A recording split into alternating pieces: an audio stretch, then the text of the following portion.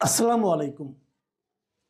প্রিয় দর্শক, জামাতের নেতা শাহজাহান চৌধুরী আবার আলোচনায় এসেছেন। তবে এবারে আলোচনাটা কিন্তু পরের কোনো ঘটনা নিয়ে নয়, বরং আগে যে ঘটনা নিয়ে আলোচনায় এসেছিলেন তারও আগের একটা ঘটনা আজকে প্রকাশিত হয়েছে। সেই একই কারণ যে উনি বক্তৃতা দিতে যে এমন সব কথা বলেছেন যে কথাগুলো স্বাভাবিকভাবে খুব একটা প্রশংসনীয় নয়। বিতর্কিত তো বলতেই পারেন, কিছু কিছু ক্ষেত্রে আপত্তিকরও বলতে পারেন। উনি আগে যেটা প্রকাশিত হয়েছিল এর আগে, সেখানে উনি কী বলেছিলেন? সেখানে উনি একটা সমাবেশে সংগঠক যারা ছিল জামাত ইসলামের, সেই সমাবেশে সেখানে জামাত ইসলামের আমির সাহেবও ছিলেন, আমির ডাক্তার শফিকুর রহমানও ছিলেন। এটা দুদিন আগের ঘটনা। এবং সেখানে উনি এমন সব কথা বলেছিলেন যাতে নাকি অনেকে বলেছিল যে জামাতের ভেতরের চিত্রটা ধীরে ধীরে প্রকাশিত হচ্ছে। সেখানে তিনি বলেছিলেন যে কথাগুলো, সেটা আমি আরেকবার আপনাদের স্মরণ করিয়ে দিই। সেটা উনি বলেছিলেন যে প্রশাসনকে আমাদের কথা শুনতে হবে, পুলিশ আমাদের পিছিয়ে পিছিয়ে ঘুরবে, আমরা যাকে বলবো তার বিরুদ্ধে মামলা দিতে হবে, আমরা যাকে বলবো তাকে গ্রেফতার করতে হবে, এ ধরনের কথা। এবং সেখানে উনি আরও একটা গুরুত্বপূর্ণ কথা বলেছিলেন যে নাকি প্রশাসনিকভাবে হয়তো আপত্তির নয়, কিন্তু অনেকে ধর্মীয়ভাবে সেটাকে আপত্তিকর মনে করতে পারেন। সেখানে উনি বলেছিলেন যে আমি মনে করি যে আল্লাহ তাআলা সিদ্ধান্ত নিয়েছেন জামাতে ইসলামকে ক্ষমতায় নেবেন। মানে উনি মনে করেন যে আল্লাহ তাআলা জামাতে ইসলামকে ক্ষমতায় নেওয়ার ব্যাপারে সিদ্ধান্ত নিয়েছেন। এটা উনি কেন মনে করেন, কীভাবে মনে করেন, কী যুক্তিতে মনে করেন, সেটা ওনার ব্যাপার। কিন্তু এগুলো নিয়ে কিন্তু আলোচনা হয়েছে, আমি নিজেও আলোচনা করেছিলাম।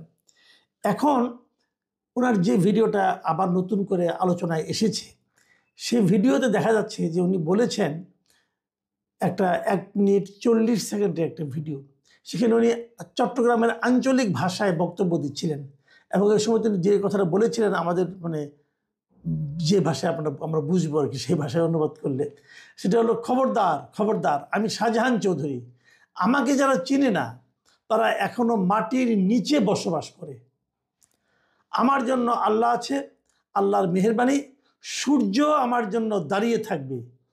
আল্লাহ তাআলা আমাকে এরকম মর্যাদা দিয়েছেন, আপনারা দোয়া করবেন। ওনার এই যে বক্তব্যটা, সূর্য ওনার জন্য দাঁড়িয়ে থাকবে, আল্লাহ ওনাকে এরকম মর্যাদা দিয়েছেন, যারা ওনাকে চেনেন না তারা এখনো মাটির নিচে বসবাস করছেন, এই যে কথাগুলো, এগুলো শুনে অনেকে তো ভাবতে পারেন যে লোকটা কি মস্তিষ্ক বিকৃত নাকি, এগুলি কখনো হয়? আবার অনেকে ভাবতে পারেন উনি কি অতি অহংকারী কেউ নাকি? উনি কি করে বলেন যে ওনার জন্য সূর্য দাঁড়িয়ে থাকবে? সূর্য দাঁড়িয়ে থাকার অর্থটা কি? মানে সময় স্থির হয়ে থাকবে। এটা হয় পৃথিবীতে কারোর জন্য হয়েছে? ওনার জন্য বাদ দেন আপনি, এই পৃথিবীতে কারোর জন্য কি সূর্য দাঁড়িয়েছিল কখনো? কোনো একটা মানুষের জন্য কি সময় স্থির ছিল? কখনো ছিল? আল্লাহ সেটা করবেন? উনি আল্লাহর উপর ভরসা করে বলছেন যে আল্লাহ ওনাকে এতটাই সম্মান দিয়েছেন যে ওনার জন্য সূর্য দাঁড়িয়ে থাকবেন। তাহলে এটা কি অধ্যত্ব, নাকি অজ্ঞতা, নাকি মূর্খতা? কি এই যে কথাগুলো উনি বলেন, কেন বলছেন? উনি এখানে অবশ্য এটা এটা উনি এখানে একজনকে হয়তো হুমকি দিয়ে কথাগুলি বলেছিলেন বলে মনে হয়, কারণ তার পরের আরেকটা বাক্য এরকম যে চুদুর বুদুর করিও না, লুলা হয়ে যাবা। মানে যদি আমি সহজ ভাষায় বলি যে উল্টাপাল্টা করো না, তাহলে তুমি কিন্তু পঙ্গু হয়ে যাবে। এখন এটা কি হুমকি?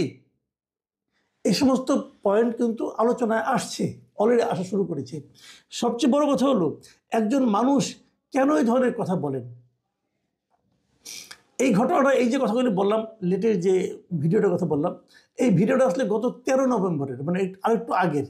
ওই সময় অনেকে ওই এলাকার লোকজন বলতেছেন আর কি, যে এটা ওই সময়, ওই দিন নাকি উনি এই সাতকানিয়া উপজেলার চরতি ইউনিয়নের তুলতুলি এলাকায় তুলাতুলি এলাকায় জনসংযোগের সময় উনি নাকি এই বক্তব্যটা দিয়েছিলেন, এরকম কেউ কেউ বলছেন। আসলে কোনটা বলছেন, কীভাবে বলছেন, এটা এখনও ক্লিয়ার হওয়া যায়নি।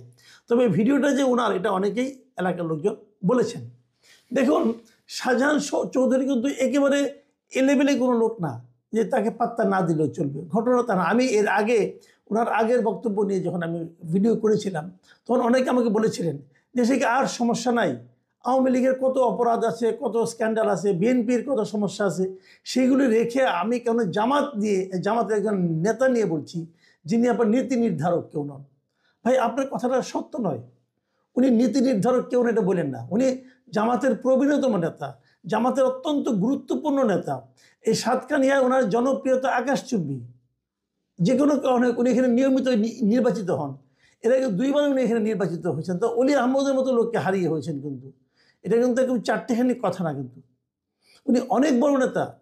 চট্টগ্রাম জেলা জামাতের উনি শীর্ষ ব্যক্তিত্ব, এগুলোকে বুঝতে হবে। উনি একদম ওনাকে পাত্তা দেওয়া যাবে না তা না, কিন্তু তারও চেয়ে বড় কথা, যদি উনি এত বড় নেতা নাও হতেন তবুও আমি এটা নিয়ে আলোচনা করতাম।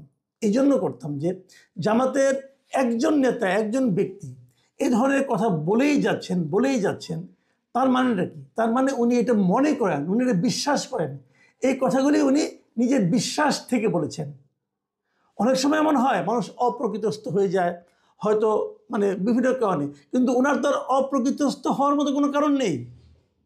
উনি খুবই ধার্মিক একজন মানুষ। তার মানে এই যে কথাগুলি বলেছেন যে আল্লাহ ওনাকে এত ভালোবাসেন, ওনার জন্য আল্লাহ সূর্যকে স্থির করে দেবেন, এই যে চিন্তাগুলো যে উনি মনে করেন আল্লাহ মেনে নিয়েছেন, আল্লাহ সিদ্ধান্ত নিয়েছেন যে জামাত এবার নির্বাচনে বিজয়ী হয়ে ক্ষমতায় যাবে, এই যে কথাগুলো না, এগুলো উনি ওনার বিশ্বাস থেকে বলেন। এই বিশ্বাসটা এলো কোত্থেকে? এই বিশ্বাসের ভিত্তিটা কি? আমরা এই জিনিসটা আসলে বুঝতে চাই। আপনারা তো বলবেন যে না, জামাত এবার ভালো করছে, জামাতের সঙ্গে বিভিন্ন ছাত্র সংগঠনের, জামাতে যারা ছাত্র সংগঠন আছে তারা বিভিন্ন ছাত্র সংসদে বিজয়ী হয়েছে, এটা দেখেও তিনি বলেছেন। না, এত কাঁচা কাজ করার লোক উনি না। এখন এই জামাতের ক্ষমতায় যাওয়ার যে প্রত্যাশাটা তৈরি হয়েছে তাদের নেতাদের মধ্যে, এটা কি এমনি এমনি হয়েছে? আমি সেটা মনে করি না। এর পেছনে অন্য কিছু কারণ আছে। তারা অবশ্যই ভালো গণসংযোগ করেছেন। আমি যতটুকু জানি জামাত এরই মধ্যে দেশের প্রত্যেকটা বাড়িতে একবার করে জামাতের কেউ না কেউ গিয়েছিল তাদের ভোটের জন্য, তারা এরকম দাবি করেন আর কি। যদি সেটা হয় তাহলে তো জামাত অনেক দূর অগ্রসর হয়ে গেছে। এবং সেটা অগ্রসর হওয়ার কিন্তু আমি কিন্তু মন্দ কিছু বলছি না, কিন্তু আমার আশঙ্কাটা হলো, আমার ভয়টা হলো সেখানে যে এই ধরনের লোক যদি ক্ষমতায় যায় তখন কি হবে। ক্ষমতায় যাওয়ার আগেই যিনি সূর্যকে থামিয়ে দিতে চান, ক্ষমতায় যাওয়ার আগেই যিনি বলেন যে আমাদের কথা মতো মামলা নিতে হবে, গ্রেফতার করতে হবে, এই কথা ক্ষমতায় যাওয়ার আগেই যিনি বলেন, ক্ষমতায় গেলে উনি কী করবেন? এটা কিন্তু কেবল উনি না, আমি ওনারা মনে করি উনি বিচ্ছিন্ন করে ব্যক্তি না, এখানে পুরো জামাতের গিয়ে চিন্তা। আমি ওই জন্য বলেছিলাম যে জামাতে যারা নাকি নির্বাচিত হয়েছেন ছাত্র সংসদগুলিতে, তাদের আচরণ আমরা দেখতে পাচ্ছি এই ধরনের গোয়ার্তমি, তাদের আচরণ আমরা দেখতে পাচ্ছি এই ধরনের যা ইচ্ছা তা করে একটা প্রবণতা, তাদের আচরণ আমরা দেখতে পাচ্ছি এরে বাদ দিতে হবে, তারে ঢুকতে দিব না, তারে এটা করব, এই ধরনের অধ্যত্ব এটা আমরা দেখতে পাচ্ছি। যার যেটা কাজ না সেটা তারা করতে চাচ্ছেন, ওনার এখতিয়ার যতটুকু তিনি তার চেয়ে বেশি প্রভাব বিস্তার করতে চাচ্ছেন।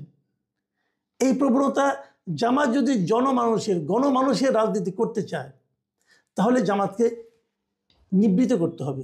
আমি জেনেছি যে গত মঙ্গলবার নাকি এই ভদ্রলোককে শোকজ করা হয়েছে, 7 দিনের মধ্যে তাকে জবাব দিতে হবে, তা নাহলে তার বিরুদ্ধে সাংগঠনিক ব্যবস্থা নেওয়া হবে। আমি এটা শুনেছি, কি সাংগঠনিক ব্যবস্থা নেবে সেটা আমি বলতে পারবো না, কিন্তু আমার কথাটা হলো গিয়ে নেওয়া হোক বা না হোক সেটা আলোচনা হলো গিয়ে ওনার বিরুদ্ধে এই সমস্ত এমন কোনো ব্যবস্থা কি নেওয়া সম্ভব হবে যে কারণে জামাতের অন্য নেতা যাদের মধ্যে এই ধরনের চিন্তা সক্রিয় হয়ে গেছে তাদের সেই চিন্তাগুলো থামবে, তাদের সে অধ্যত্ব থামবে। দেখুন, জামাতের সবচেয়ে বড় আপনার একটা নেতিবাচক দিক হচ্ছে জামাতকে কিন্তু অনেক মানুষ বিশ্বাস করে না। এরা ইসলামের কথা বলে, কিন্তু এদের ইসলামটা আসলে কোন ইসলাম? সেই ইসলামটা আসলে আমরা যে ইসলাম, আমরা সুন্নি ইসলাম মুসলমান যারা যেটা পালন করি, যেমন আপনার হেফাজতে ইসলাম, এরা কিন্তু কওমি মাদ্রাসাগুলি এদের এই লোকগুলি এরা। তো এই কওমি মাদ্রাসায় যারা নাকি পড়াশোনা করেন, যারা শিক্ষক আছেন, তারা কি জামাতে ইসলামের যে ইসলাম যেটা যারা যেভাবে বলে জীবনযাপন করার কথা বলে সেটাকে কি তারা স্বীকার করেন? এটা কিন্তু আমার সন্দেহ আছে, কারণ তাদের কথাবার্তা আমি অন্যরকম শুনি। তো সেক্ষেত্রে জামাতে ইসলামটা কোন ইসলাম এটাও কিন্তু আলোচনা। এবং তারা যেটা